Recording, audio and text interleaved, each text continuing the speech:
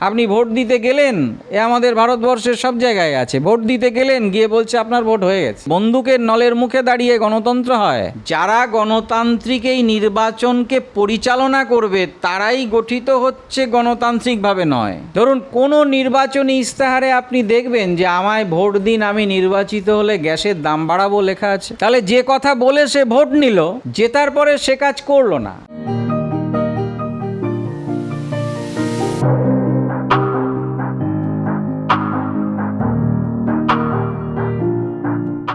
আমাদের দেশে তো এখন নির্বাচন চলছে, তা আপনি একজন মানবাধিকার সংগঠনের কর্মী হিসাবে, মানবাধিকার সংগঠন নিয়ে বা মানবাধিকার নিয়ে আপনারা লড়াই করছেন, সেই হিসাবে এই নির্বাচনকে কিভাবে আপনারা দেখেন?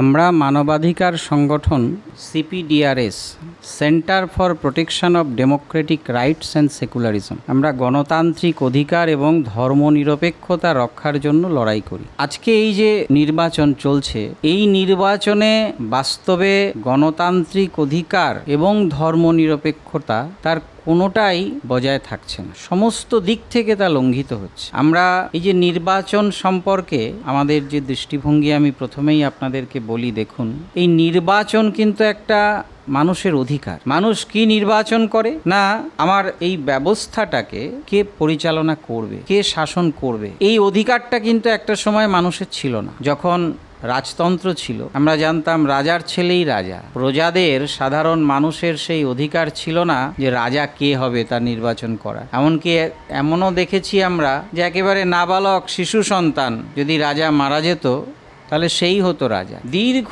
লড়াই সংগ্রামের একটা ইতিহাস আছে, যার মধ্য দিয়ে মানুষ এই নির্বাচনের অধিকারটা পেয়েছে, এবং একটা সময়ে এই নির্বাচন অভিজাতরা অংশ নিত, পরবর্তীকালে সাধারণ মানুষ কিছুটা অংশ নিতে পারল। এই যে নারীদের নির্বাচনে অধিকার, আজকে যে সাধারণ সমস্ত মানুষ নির্বাচনে অংশ নেয়, একটা সময় সেটা ছিল না। বহু লড়াই সংগ্রামের ফলে সেটা অর্জিত হয়েছে। তাহলে এই নির্বাচনের যে অধিকার, এই অধিকারটা আমরা দেখছি যে বর্তমান নির্বাচনে এবং ভারতবর্ষের একটার পর একটা নির্বাচনে, বর্তমান নির্বাচনে তো আরো প্রকটভাবে এই অধিকারটা লঙ্ঘিত হচ্ছে। দেখুন, এটাকে বলছে গণতন্ত্রের উৎসব। নির্বাচন গণতন্ত্রের উৎসব। তাহলে নির্বাচনে তিনটে পক্ষ, একদল নির্বাচন পরিচালনা করবে, আরেক দল নির্বাচক মণ্ডলী, আর আরেক দল প্রার্থী। সেটা দলীয় প্রার্থী হতে পারে, নির্দল প্রার্থী হতে পারে। তাহলে যারা পরিচালনা করবে গণতন্ত্রের এই মহোৎসব, সেই নির্বাচন কমিশন গড়ে ওঠাটাই, তৈরি করাটাই একটা অগণতান্ত্রিক প্রক্রিয়ায় হয়ে যাচ্ছে। তারা পারবে এই গণতন্ত্রের এই মহোৎসবকে সত্যি সত্যিই গণতান্ত্রিক প্রক্রিয়ায় পরিচালনা করতে? আগে নিয়ম ছিল, আইন ছিল, প্রধানমন্ত্রী, বিরোধী দলনেতা এবং সুপ্রিম কোর্টের প্রধান বিচারপতি, এই তিনজনের কমিটি, তারা নির্বাচন কমিশনে কারা থাকবে সেটা ঠিক করত। আর আজকে নতুন আইন হয়েছে যে প্রধানমন্ত্রী, তার একজন কেন্দ্রীয় মন্ত্রী এবং বিরোধী দলনেতা। তা আপনি যদি প্রধানমন্ত্রী হন, আপনার কেন্দ্রীয় মন্ত্রী আপনার বিরোধিতা করবে, আপনার মতের বিরোধিতা করবে? প্রথমেই তো 2:1 হয়ে, তো এখানে গণতন্ত্রের প্রকাশটা কোথায় রইল? যারা গণতান্ত্রিক এই নির্বাচনকে পরিচালনা করবে তারাই গঠিত হচ্ছে গণতান্ত্রিকভাবে নয়। তার ফলে আমরা তার প্রকাশও দেখছি অনেক জায়গায়। এই নির্বাচন কমিশনের যে ভূমিকা নেওয়ার কথা ছিল, তারা ধরুন প্রচুর বিজ্ঞাপন দিচ্ছে, সংবাদপত্রে দেখবেন, টিভিতে দেখবেন, এই আমি মেট্রোয় যাতায়াত করি, দেখবেন, আপনারাও দেখবেন, প্রতিদিন বলছে ভোট দিন, ভোট দিন, আপনার কর্তব্য, আপনার দায়িত্ব পালন করুন। আমার আপনার টাকা খরচ করে ভোট দিতে বলছে। তা আমি যে ভোট দেব গণতন্ত্রে, ভোট দিয়ে একজনকে নির্বাচিত করলাম, দেখলাম তার ঠিক পরেই যার বিরুদ্ধে আমি ভোট দিলাম, যাকে আমি সঠিক মনে করলাম না এই দলটা খারাপ বা এই প্রার্থী খারাপ, আমি একে ভোট দিলাম, দেখা গেল সে নির্বাচনের পরে সেই দলে চলে গেল। তো কোথায় গণতন্ত্র রইল? আমার আর কোনো অধিকার নেই সেই মানুষটাকে আবার ফিরিয়ে আনার, যে তুমি যা বলে ভোট চাইলে তুমি তার বিপরীত কাজ করছো, তুমি সেই পদে থাকতে পারবে না, সে অধিকার নেই। এমনকি যে প্রতিশ্রুতি দিচ্ছে, যে দেখুন সব নির্বাচনেই এই দলগুলো সকলেই ইস্তেহার প্রকাশ করে। ইস্তেহার মানে হচ্ছে যে আমি নির্বাচিত হলে আপনি আমায় ভোট দিন, আমি এই করে দেবো। ধরুন কোনো নির্বাচনী ইস্তেহারে আপনি দেখবেন যে আমায় ভোট দিন, আমি নির্বাচিত হলে গ্যাসের দাম বাড়াবো লেখা আছে। কোথাও লেখা আছে যে আমি আপনাদের পেট্রোল ডিজেলের দাম বাড়াবো? সবাই বলে যে না, আমি দাম কমাবো, আমি চাকরির ব্যবস্থা করবো। এই 14 সালে নরেন্দ্র মোদী বলেছিল প্রতি বছর 2 কোটি বেকারের চাকরি, আর অ্যাকাউন্টে 15 লক্ষ টাকা করে চলে যাবে। তাহলে যে কথা বলে সে ভোট নিল, জেতার পরে সে কাজ করলো না, তাহলে এটা না করলে পরে আমার কিন্তু আর কোনো কিছু করার নেই তখন। তাহলে এটা গণতন্ত্রের প্রকাশ কি হলো? গণতন্ত্র তো এটাই হবে যেটাকে আমরা বলি রাইট টু রিকল, আমার ফিরিয়ে আনার অধিকার। তুমি যে কথা বলে ভোট নিলে, যে প্রতিশ্রুতি তুমি দিলে, সেইটা তুমি মানছো না, তাহলে পরে তোমার আর ওই জায়গায় থাকার অধিকার নেই, আমি তোমাকে ফিরিয়ে আনতে পারি। আমরা নির্বাচক মণ্ডলীর কাছে সিপিডিআরএস মানবাধিকার সংগঠন থেকে কথা বলতে চাই, আমরা কোনো বিশেষ রাজনৈতিক দলের পক্ষেও নই, বিশেষ রাজনৈতিক দলের বিরুদ্ধেও নই, কিন্তু এই নির্বাচনে আপনি ভোট তাকেই দেবেন যারা ঘোষণা করবে, নির্বাচনী ইশতেহারে লিখবে যে আমি যে প্রতিশ্রুতি দিয়ে ভোট নিচ্ছি, আমি জেতার পরে এই প্রতিশ্রুতি রক্ষা না করলে আপনার সেই অধিকার থাকবে আমাকে ফিরিয়ে আনার। কেউ লেখে? কোথায় গণতন্ত্র? গণতন্ত্র যদি হয়, যদি গণতন্ত্র মানে কি আবার উৎসব বলছে, তো উৎসব মানে তো লোকের আনন্দ অনুষ্ঠান, উৎসব বলতে তো আমরা তাই বুঝি। তা আনন্দ অনুষ্ঠান যদি হয়, মিলিটারির বন্দুকের সামনে আনন্দ অনুষ্ঠান হয় নাকি? শয়ে শয়ে মিলিটারি আসছে, পাড়ায় পাড়ায় টহল দিচ্ছে, কিসের জন্য? না আনন্দ অনুষ্ঠান হবে, উৎসব হবে। তো উৎসব যদি হয়, মিলিটারি লাগে, বন্দুকের নলের মুখে দাঁড়িয়ে গণতন্ত্র হয়, তাহলে গণতন্ত্র তো স্বাভাবিক প্রক্রিয়ায় মানুষ যাবে, মানুষ যাকে পছন্দ করবে ভোট দেবে, যাকে পছন্দ করবে না ভোট দেবে না। আপনি ভোট দিতে গেলেন, এ আমাদের ভারতবর্ষের সব জায়গায় আছে, ভোট দিতে গেলেন, গিয়ে বলছে আপনার ভোট হয়ে গেছে, বলে কই আমি তো আসিনি, বলে না হয়ে গেছে। একটা মানুষেরও যদি এটা হয়, সেটা কি গণতন্ত্রের প্রকাশ? এবং আজকের নির্বাচনে বিজেপি এই গণতান্ত্রিক অধিকার লঙ্ঘনটাকে কোন মাত্রায় নিয়ে গেছে ভাবুন। আমরা একটা সময় শুনেছি যে পঞ্চায়েতে বিনা প্রতিদ্বন্দ্বিতায় জয় হয়, কারণ বিরোধীদের দাঁড়াতে দেয় না যারা ক্ষমতায় থাকে। সে কোনো বিশেষ দল নয়, যারা ক্ষমতায় থাকে তারাই করে। আজকে যেমন যেখানে যে ক্ষমতায় করছে, আগে যে ক্ষমতায় ছিল তাই করেছে, একই জিনিস করেছে, বিনা প্রতিদ্বন্দ্বিতায় জিতেছে। কিন্তু বিধানসভায়, লোকসভায় বিনা প্রতিদ্বন্দ্বিতায় জিতছে, ভয় দেখিয়ে প্রার্থীকে তুলে নিতে বলছে, তো মারাত্মক বিষয়। এ আমরা কোনোদিন কোনো গণতন্ত্রের এই সব কোনো উৎসবে দেখেছি? আমরা সুরাতে দেখলাম, ইন্দোরে দেখলাম, মানে কিরকম মারাত্মক ভাবুন।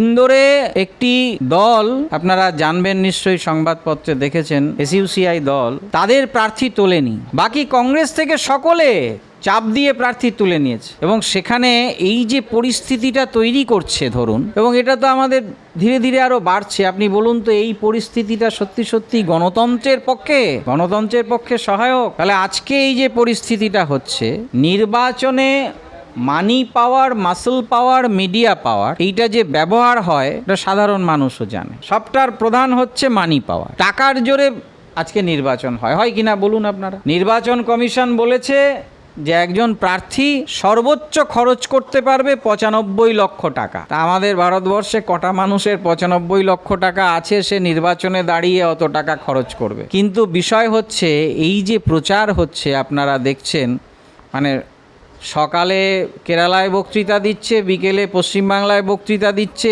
কিসে হচ্ছে? টাকায় হচ্ছে। এই যে হেলিকপ্টার, এই যে জেট, এর যে লক্ষ লক্ষ টাকা খরচ, এসব 95 লাখ টাকায় হয়? এখানে একটা ফাঁক আছে। ফাঁক হচ্ছে প্রার্থী 95 লাখ টাকার বেশি খরচ করতে পারবে না বলছে, কিন্তু এই প্রার্থীর সমর্থনে দল কত খরচ করতে পারবে তার কোনো আপার লিমিট নেই। তাহলে জিতবে কে? মানুষের জনমত প্রভাবিত করবে কে? জনমত প্রভাবিত হচ্ছে টাকায়। এবং এই টাকা দিচ্ছে কারা? এই ইলেকটোরাল বন্ড তো আমাদের দেখিয়ে গেল কত, মানে ভারতবর্ষের সবচেয়ে বড় দুর্নীতি। আমরা সম্প্রতি ডক্টর পালাকারের সঙ্গে সাক্ষাৎ করেছিলাম, তিনি বলছেন, তিনি সমস্ত জায়গায় ঘুরছেন, তিনি বলছেন যেটা আমাদেরই কথা প্রায়, বলছেন যে নির্বাচনে ফলাফল কি হবে সেটা আরেকটা প্রশ্ন, কিন্তু এই যে ধর্মনিরপেক্ষতা রক্ষার কথা আমরা সিপিডিআরএস মানবাধিকার সংগঠন থেকে বলি, এবং সিপিডিআরএস সংগঠনের মধ্যেই আমরা সেকুলারিজম শব্দটা রেখেছি, যে আজকের দিনে কোনো মানুষ ধর্মনিরপেক্ষ না হলে গণতান্ত্রিক হতে পারে না। তিনি বলছেন যে বিজেপি জিতবে কি হারবে সেটা আরেকটা বিষয়, কিন্তু মানুষের মনন জগৎকে যে বিষিয়ে দিয়েছে, সেখানে এই মানবাধিকার সংগঠন, নাগরিক সমাজের একটা বড় ভূমিকা আছে। আমরা সেই ভূমিকা পালনের জন্য চেষ্টা করি। আমরা বলতে চাই যে সত্যি সত্যি জনমতের যথার্থ প্রতিফলন নির্বাচনে হোক, তার জন্য সেই পরিবেশ তৈরি করা হোক। নির্বাচন কমিশন বিজ্ঞাপন দিচ্ছে যে ঘৃণা ভাষণ দেওয়া যাবে না, ধর্মীয় ভাবাবেগ জাগানো যাবে না, অথচ রামের ছবি নিয়ে ভোটের মঞ্চে দাঁড়াচ্ছে, তাকে শাস্তি দিচ্ছে নির্বাচন কমিশন। এই যে সম্প্রতি রামনবমী চলে গেল। রামনবমী নিয়ে যে পরিবেশ তৈরি হওয়ার কথা ছিল, নির্বাচন কমিশন থেকে তারা বলেছে, হাইকোর্ট একটা নির্দেশিকা দিল যে এই করা যাবে না। তারা বলল অস্ত্র নিয়ে মিছিল করা যাবে না, তারা বলেছে ডিজে বাজানো যাবে না, বলেছে 200 জনের বেশি মিছিল করা যাবে না, এরকম নানান কিছু। এগুলো যারা লঙ্ঘন করলো, আমরা টিভিতে দেখছি, আপনি টিভিতে দেখছেন অস্ত্র নিয়ে মিছিল করছে, আমরা দেখছি ডিজে নিয়ে চলছে। নির্বাচন কমিশন কি এই আমাদের হাইকোর্ট যে বলল, তো যারা লঙ্ঘন করলো তার কোনো শাস্তি হলো? একটা সমীক্ষা বলছে যে নির্বাচন কমিশনের ওপরেও মানুষের যে আস্থা সেটা ধীরে ধীরে নষ্ট হয়ে যাচ্ছে। এমনকি এই যে সিবিআই, ইডি, একটা সময়ে এই সংস্থাগুলোর ওপরে মানুষের একটা আস্থা ছিল। অনেক সময় যখন মানুষ প্রতিকার পাচ্ছে না, সাধারণ মানুষই দাবি তুলতো যে সিবিআই তদন্ত করতে হবে, কারণ এরা তদন্ত ঠিক করে করবে না। কিন্তু আজকে সিবিআই, ইডি কেন্দ্রের হাতে, যেহেতু এই স্বশাসিত সংস্থাগুলো কেন্দ্রের হাতে, আবার এইরকম স্বশাসিত সংস্থা বিভিন্ন রাজ্যে রাজ্যে আছে, তাহলে যারা ক্ষমতায় বসে আছে তারা এই গণতান্ত্রিক সংস্থাগুলোকে তার কোনো গণতান্ত্রিক কাঠামোকে রাখছে না, নষ্ট করে দিয়ে তার নিজের কাজে লাগাচ্ছে। বলুন তো, আজকে এই সিবিআই, ইডির এই যে রেড, এই যে এত ধরপাকড়, এত জেলে নিয়ে যাওয়া, বিজেপি শাসিত রাজ্যগুলোতে কতটা হচ্ছে? হ্যাঁ, আমাদের পশ্চিমবঙ্গের যে অবস্থা আজকে না, সত্যি সত্যি খুব খারাপ। রন্ধ্রে রন্ধ্রে দুর্নীতি, মানুষ বীতশ্রদ্ধ হয়ে যাচ্ছে দুর্নীতির মানে জাঁতাকলে পড়ে। এর বিরুদ্ধে সত্যি সত্যিই তদন্ত হওয়া উচিত, দোষীদের শাস্তি হওয়া উচিত, এটা নিয়ে কোনো দ্বিমত নেই। কিন্তু ব্যাপক কেলেঙ্কারি কি হলো? বিশ্বের সবচেয়ে বড় আর্থিক কেলেঙ্কারি হচ্ছে আমাদের এই ইলেকটোরাল বন্ড। মানে এ তথ্য দিয়ে, মানে এখন সংবাদপত্রে চলে এসেছে, তথ্য দিয়ে 1, 2, 3, 4 করে দেখানো যায়। আমি অন্য কথায় যাব না, ভাবুন মানুষের জীবন নিয়ে ছিনিমিনি খেলছে। একটা ওষুধ, জীবনদায়ী ওষুধ, সেটা সম্পূর্ণ টেস্ট হলো না, তার সমস্ত ছাড়পত্র পেল না, ইলেকটোরাল বন্ডে বিজেপিকে টাকা দিল, পরের দিন বিক্রি হতে শুরু করলো। এই যে আজকে আমরা যে দেখেছিলাম কোভিশিল্ড, টিকা আমি নেব কি নেব না এটা কেউ বাধ্য করতে পারে? সেদিন বাধ্য করা হয়েছিল, লিখিত কিছু নেই, তারা বলবে আমরা কোথাও লিখে দিইনি, বলে যে আমরা তো কাউকে বাধ্য করিনি। কিন্তু আপনি ট্রেনে চড়তে গেলে সার্টিফিকেট না হলে তখন ট্রেনে চড়তে পেরেছেন, প্লেনে চড়তে পেরেছেন? বহু লোক প্লেনে উঠতে দেয়নি কোভিশিল্ডের সার্টিফিকেট ছিল না বলে। তা আমার তো অধিকার ছিল যে আমি নেব না, কিন্তু বাধ্য করেছে তারা। এবং কোভিশিল্ডের সার্টিফিকেটে নরেন্দ্র মোদীর ছবি, নরেন্দ্র মোদী কোভিশিল্ড আবিষ্কার করেছে। আজকে যখন এই কোভিশিল্ডে দেখছে যে এর মধ্যে ভেজাল ছিল, তারাই বলছে যে না, এটা সম্পূর্ণ ঠিক নয়, এর যা সাইড এফেক্ট এটা প্রাণনাশকারী। তাহলে সেই চূড়ান্ত পরীক্ষার জন্য সময় দেওয়া হয়নি। যখন এটা প্রকাশিত হলো, আজকে আপনি কোভিশিল্ডের সার্টিফিকেট বের করুন না ইন্টারনেটে, মোদির আর ছবি নাই। তাহলে পরে মানুষের জীবন নিয়ে এরা ছিনিমিনি খেলে, মানুষের অধিকার নিয়ে তো খেলছেই। মানুষের সাধারণ অধিকার বলে আজকে কিছু নেই। মানুষ বাঁচলো কি মরলো এদের কিছু আসে যায় না। এই যে ভোটের ক্ষেত্রে ধরুন আমরা মানবাধিকারের কথা বলি, নির্বাচন কমিশন যে ভোট দেওয়ার কথা বলছে সেটা বলতে পারে তারা, কিন্তু আমার যদি মনে হয় যে ভোট না দেওয়ারও তো অধিকার আছে। অধিকার মানে কি? যে আমি কিছু করতেও পারি, নাও করতে পারি। এই যে ধর্মনিরপেক্ষতা শব্দটার মানে কি? আমি ধর্ম পালন নাও তো করতে পারি। রাষ্ট্রের দৃষ্টিতে সকলে সমান হবে। কে কি ধর্ম পালন করে, কে কি পোশাক পরে, কে কি খায়, এটা রাষ্ট্রের দেখার কথা না। রাষ্ট্রের দেখার কথা কোন মানুষটা খেতে পেল না, কোন মানুষটা চাকরি পেল না, কোন মানুষটা বিনা চিকিৎসায় মরছে, তার দেখার কথা। যে অধিকারগুলো মানুষ লড়াই করে অর্জন করেছে, এই অধিকারগুলো রক্ষা করার দায়িত্ব রাষ্ট্রের। অনেক সময় আমরা মনে করি, একটা ধারণা আছে যে রাষ্ট্র এই অধিকারগুলো দেয় না, রাষ্ট্র কোনো অধিকার কোনোদিন দেয়নি। মানুষ লড়াই করে অধিকার অর্জন করেছে, রাষ্ট্রের দায়িত্ব অধিকারগুলোকে রক্ষা করা। আজকে রাষ্ট্র সেই অধিকারগুলোকে নষ্ট করছে। আমি শেষ করব আমার কথায়, দেখুন এই যে আজকে নির্বাচন যা ভারতবর্ষে হচ্ছে, নেতাজি সুভাষচন্দ্র এক সময় বলেছিলেন যে রাজনীতি থেকে ধর্মকে সম্পূর্ণরূপে বিযুক্ত করতে হবে। তো আজকে টোটাল ভারতবর্ষের রাজনীতি শুধু ধর্মকেন্দ্রিক। তাহলে গণতান্ত্রিক মানুষ, আমি তো ধর্ম আমার ব্যক্তিগত বিশ্বাসের জায়গা, আমি তাকে উত্তেজিত করে ভোটে নিয়ে যেতে পারি।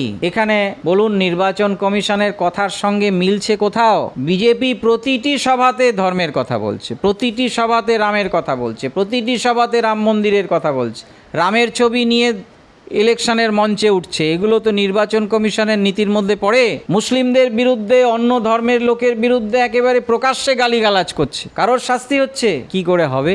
কারণ এই নির্বাচন কমিশনটাই তো গঠন করেছে এরা আইন পাল্টে দিয়ে। তারা তার বিরুদ্ধে যাবে? আমি যদি আপনাদের এই 5 জনকে নিয়ে একটা কমিটি তৈরি করে দিই, এই 5 জনের কমিটি আমার বিরুদ্ধে বলবে এখানে গণতন্ত্র কোথায়? আজকে মানে টাকা দিয়ে মিডিয়াকে কিনে নেওয়া হচ্ছে। ধরুন আপনি তো মিডিয়ার লোক, এই যে আপনি এই যে প্রচার করছেন না, আইন হয়েছে যে আপনি এটা প্রচার করতে পারবেন কি পারবেন না সেটা ঠিক করে দেবে এই সরকার। ঘোষিত জরুরি অবস্থায় এটা হয়, আজকে অঘোষিত জরুরি অবস্থার পরিস্থিতি, কোনো গণতান্ত্রিক পরিবেশ আজকে নেই। সেক্ষেত্রে আমরা নির্বাচন সম্পর্কে মানবাধিকার সংগঠন আমরা যেটা মনে করি যে নির্বাচনে গণতন্ত্রের প্রকাশ, গণতন্ত্রের যথার্থ প্রতিফলন ঘটানোর জন্য যে যে বিষয়গুলোকে নিশ্চিত করা দরকার ছিল সেগুলো কোনো কিছুই আজকে করা হচ্ছে না। এবং সেক্ষেত্রে আমাদের রাষ্ট্র, আমাদের নির্বাচন কমিশন, এমনকি দুঃখের হলেও সত্য কখনো কখনো আমাদের বিচার ব্যবস্থা,